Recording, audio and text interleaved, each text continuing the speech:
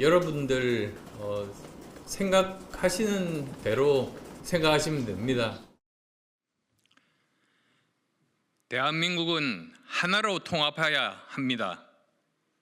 우리가 아니면 누가 하고 지금이 아니면 언제 하겠습니까?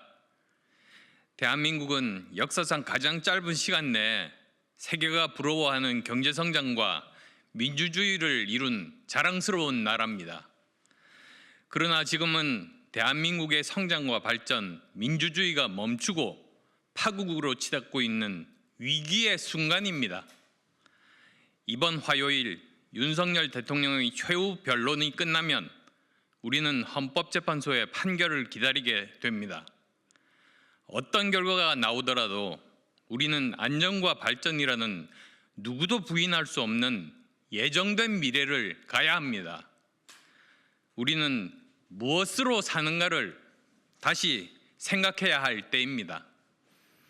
저 안철수는 다음과 같이 국민과 정치권에 호소합니다. 첫째, 시대교체, 시대전환을 해야 합니다. 대한민국 정치는 이념 갈등, 지역 갈라치기, 세대 갈라치기, 남녀 갈라치기에다 이제는 진영 내 진영 갈라치기까지 치유할 수 없을 정도로 극단화되면서 국민을 공포로 몰아넣고 있습니다. 극심한 정쟁과 갈등을 넘어 통합으로 가야 합니다. 이 시대의 시대 정신인 시대교체, 시대전환을 완수해야 합니다.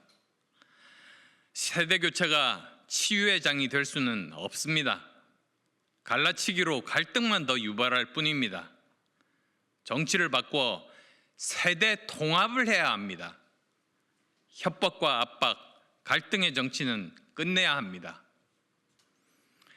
둘째, 김영삼, 김대중 대통령 이후 중단되었던 근본적 사회개혁, 정치개혁을 해야 합니다. 정치가 국민을 불안케 하고 분열시키는 일은 이제는 중단해야 합니다. 정치인이 국민을 섬기는 봉사하는 정치로 다시 돌아가는 혁명적 개혁을 해야 합니다.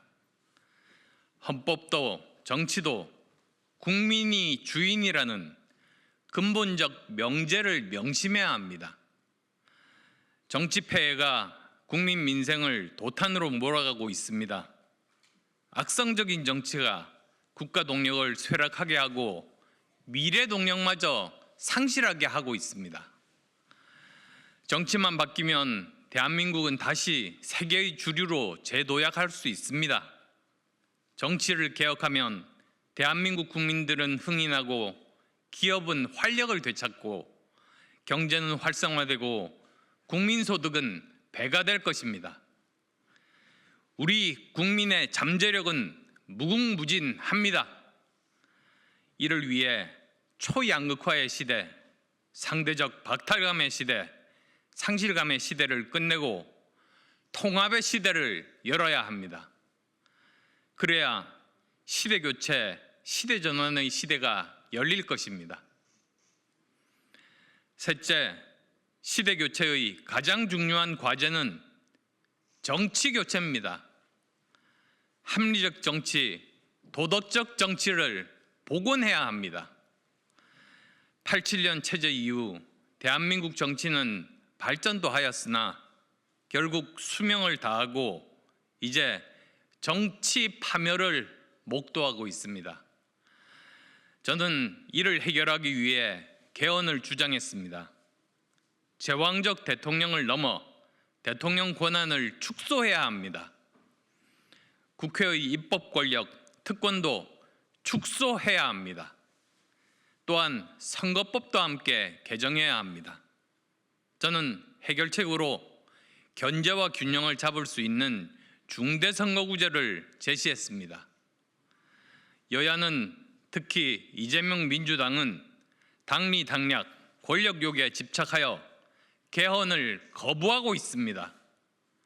만약 이재명 집권 시대가 열리면 현재 무소불위의 입법 권력에 행정 권력까지 동시에 가지게 된다면 국민들은 무슨 일이 일어날지 모른다는 공포에 휩싸여 있습니다. 개헌과 선거법 개정은 단지 권력 구조와 선거제도만 바꾸는 게 아닙니다. 거기에 맞게 사람을 바꾸는 역할을 합니다. 검찰 권력, 경찰 권력, 사법 권력 등 법 집행에 따른 제도도 문제가 되지만 권력 지향적인 사람들도 문제가 심각합니다. 검찰 권력이 집권했던 지난 3년, 우리는 정치가, 민생이 어떻게 망가지는지를 목도했습니다. 사법 리스크와 비리 비위에 물든 정치인들 역시 제 역할을 못하기는 마찬가지였습니다. 입법, 행정 권력의 축소로 국민의 의사가 주도하는 시대로 전환해야 합니다. 민간이 주도하는 활력의 시대로 전환해야 합니다. 세계는 미래를 예측할 수 없을 정도로 빛의 속도로 변화하고 있습니다. 변화를 주도하는 중심에 문명과 신기술이 존재하는 것 같지만 결국 변화는 사람, 기업이 주도하는 것입니다. 우리가 목도하는 AI, 로봇 시대는 벌써부터 예견된 것이었습니다. 극심한 빈부격차, 노동과 소득 양극화에 따른 세계 자살률 1위는 정치의 폐해가 근원입니다. 합리적이고 공정한 사회와 경제는 국민 동행을 목표로 삼아야 합니다.